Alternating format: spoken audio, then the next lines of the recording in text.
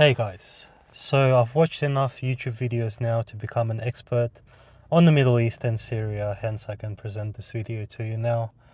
Of course, I think I mentioned in another video I've done that however complicated Ukraine is, the Middle East is way more of a clusterfuck with tribalism and all these like ancient hatred and different religions and sects and all this kind of stuff going on. So it's a really complicated place, but I really thought that they were getting their shit together. They were putting aside all these like grievances and uniting against the Israelis, and it was looking kind of good because the Palestinians are Sunni, and you had Iran and Hezbollah, especially Hezbollah, sticking their necks out. Hezbollah got hurt quite a bit from doing that. Not just the army itself, but also the population of Lebanon got extremely damaged by the ruthless actions of the Israelis. And look, you got to give them credit as well for some clever actions, like the whole pager thing. Even though they're pieces of shit, this is the kind of stuff you have to learn from and actually like do yourself and come up with yourself. So even with those kind of like letdowns and pain, I think Israel was still on its way to defeat. But with the fall of Syria, of course, that's turned everything around, and it's crazy to see people in Syria and even people in Palestine celebrating it. And this is something a lot of people have already mentioned, and everyone's got their different kind of take on it. But just to see what's happened, I think, doesn't take a lot of intelligence. It's pretty much common sense to see what was going on and who pushed the agenda. And you see why, there's a reason why America and Israel were celebrating this victory over Assad themselves. What's sad is that the Syrians, at least the ones I've seen, they're still pro-Palestine. They still support Palestine, and they have all these grand ideas about what will happen to Syria. So it would have been actually better for them if they were total sellouts and pieces of shit, if they completely sold out to the West and to Israel. If they were those kinds of people, which they aren't, I think they've been blinded by the hatred of Assad so much that they've switched their like logical brain off and weren't able to see and read the situation for what it is. And hence they made these decisions, or they're celebrating these decisions. If they were total pieces of shit, then that would actually be better for them. Because if they were total pieces of shit, then the West would actually support and help them. And, of course, they would have to do the West bidding to get all the sanctions dropped and get some of their land back and not have Israel, take their land, which is happening currently, and having their army destroyed. But since they aren't total sellouts, they're just sellouts by the fact of what they've done, but not by intent, I don't think. It actually makes the situation for them really, really bad. And we see it now happening with Israel, like stealing their land, destroying their country. Got other factions taking over other parts of Syria as well, which has pretty much become broken apart. You have the leaders in Syria now who are Al-Qaeda and ISIS. They have the same ideology. And which is like, okay, that's fine if that's the kind of ideology that you want. But again, the Syrian people, at least the ones I've seen, they have all these like grand ideas of what's going to happen to Syria, how it's going to become democratic, and how these woke rebels, that's the new saying for them. These woke rebels, they used to run around and literally chop people's heads off and like kill them. And we already see that they implement their Islamic ideology in Idlib, where they are based. So we can see exactly how they govern the place they're in. It's not like they're these like new people that we don't know anything about. Like we know everything about, not everything, but we know, we get the general gist of how they govern and what they do. We've got the history of these people. And for the Syrian people to somehow think that it's all going to be good, it's all going to be democracy. It's just so ridiculous. I mean, to me, it makes no sense at all, and I don't see how they can do that. And I think it's a bit of a cope, you know. I think it's a massive cope by the Syrians, because they're all talking about this kind of like 3 months, and the rebels, they said, yeah, in 3 months we'll give democracy back or something, or establish a democratic government or something like this. And like, it's blatant to see that what they're actually gonna do is they want to placate the people, you know, now, give them this like carrot, and dangle the carrot in front of them of democracy and like equal rights and all this kind of bullshit. And all they're doing is they're giving themselves time to establish their own like police force. They're gonna find all the other radicals in Syria who are really on board with our ideology. Like, it's going to be in a minority, but there's going to be like radicals there. You're going to find, you know, a certain amount of radicals anywhere. So they'll get those people. They'll get people from outside. You know, you got like Uyghurs, I think, coming in from China. Got people from Pakistan coming in. All these people are going to take advantage of the situation. I mean, for whatever reason, they could. And the reasons could be endless. It could be just blatant looting, which is what's going on. Maybe they want to get like a wife from, you know, from some other Syrian minority or something like this. That's also a very big drive, I think, for people to you know, it's not a very happy thing to talk about, but yeah, it definitely is a drive for men, fighting age men, to go to another country and basically take the women. Um, that's it is what it is. Like, that's a motivation. So who knows what kind of arrangements and what, but it's not going to be for the benefit of the Syrian people. Like, the Syrian people are not getting democracy.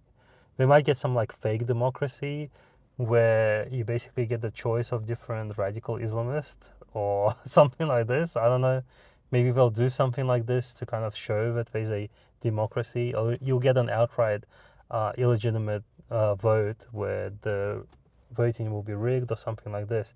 Or, but more than likely is there'll be some excuse like, oh, we have to fight the Kurds or something like this, and it'll become a militarized state, and the rebels will just keep control. You know, as long as they can. They still need to get the people in to control it, but that's what the 3 months are for. You know, you keep the population placid now, because you don't want them rioting now, because, you know, now they don't have an army. Obviously, they really should have fought the rebels off when they had an army. That was the right time to fight, you know, Al Qaeda. And now that Al Qaeda's taken over, I mean, they have another chance. They could revolt now against them and have a democratic government. But that's why the rebels said, yeah, give us 3 months. It's all good, guys. After 3 months, it will most likely be way too late to do anything. So if they go out to protest then, those protests will be quickly shut down, because they'll already have the system in place. You know, we'll have a lot of people everywhere. They'll have the radicals in power, in the police force, whatever it is.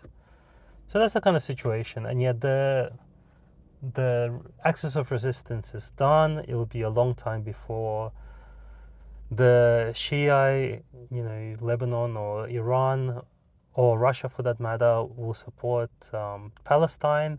And in a way, for those countries, it's sort of a good thing, because yes, they were supporting Palestine out of a moral obligation, but it was actually hurting them. It was costing them resources. It was costing them lives. For Russia as well, you know, Russia would be quite happy if Iran would make a deal with Israel, and they would actually might even get Russia onto the good books. And this is like a very good excuse for them, because hey, you know, Iran is ultimately Russia's ally, and now, you know, Iran and Lebanon have these terrorists on their border that they have to worry about.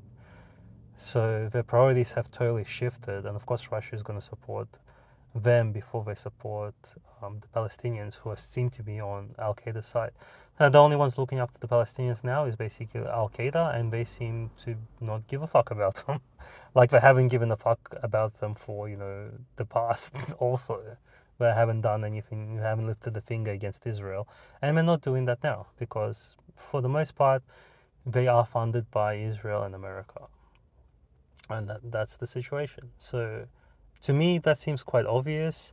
I hope to you guys that seems quite obvious, and you didn't need a lot of kind of like pointing out the facts to see what's going on. But it's just crazy. And it's pretty sad to see how a lot of Syrians are supporting this. And this goes back to how I talk about that there aren't any good choices. You know, yeah, Assad was a piece of shit, most likely. I think his dad was more the real piece of shit, but you know, he continued that legacy. But you just have to think geopolitically. You have to look at the big picture, and sometimes you have to hold your nose. So these people, like, yeah, you can't be deluded into thinking like Putin or somebody is just this perfect angel. Like, he's not. And being in Russia, there's a lot of restrictions. Like, it's not a perfect place. There's a lot of restrictions in Russia if you were to go to live there. And I'm not saying you shouldn't. I think it's still a better choice. But there's going to be a lot of things that you're not going to have freedom to do. So like, don't kill yourself. Like, just because these countries are on the right side of history, and I think you should go and support them, and they do a lot of things right, and they have a lot of freedoms that aren't afforded to you in the West as well. Like, yeah, they have some freedoms they don't have, but other freedoms they do have. But you gotta have a realistic outlook. So you have to just choose the best of the worst, hold your nose, and vote or fight or whatever it is for those countries, and you hope that they improve in the future, whether it be Iran, you know, Lebanon, Hezbollah, even North Korea, whatever those countries, China. You know, I don't want to live in China. I don't want to live in North Korea. You know, like, please. But you know, it's good to support them because they are on the right side of history. They are working for the multipolar world, and the whole idea of the multipolar world is that there are going to be different ideologies, and the West can be included in that.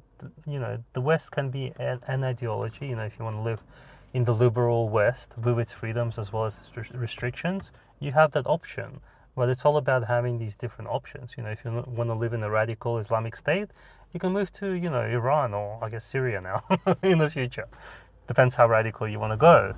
So it's all about those options, but the people are still on the side of allowing those options to exist, you know, trading for the benefit of everybody involved, and not starting stupid wars, not trying to, you know, violently overturn governments and cause chaos for the sake of America's back pocket, basically, which is what's happening now. So that's what I wanted to say about it. You know, obviously, it's way more complicated than I've described. You can go watch many more videos that go in depth about the different kind of sections. I think you got the Druze now, and Israel is going to get those Druze. I think they petitioned Israel to come and basically take control of their land and make them part of Israel, and all this kind of, a lot of different complicated things are happening. But yeah, Syria is done. The axis of resistance is done. It's actually a good thing for Russia, I believe, in the long term.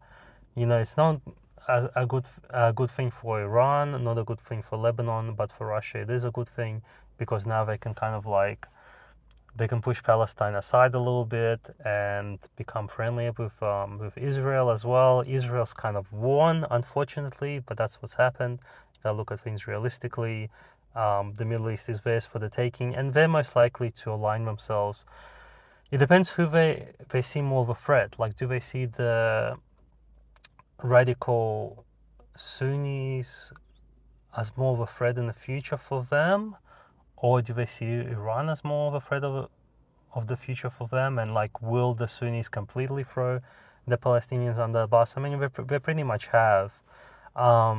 So yeah, I mean, do they want Gaza more? Like, they have to find, I think they'll make some deal.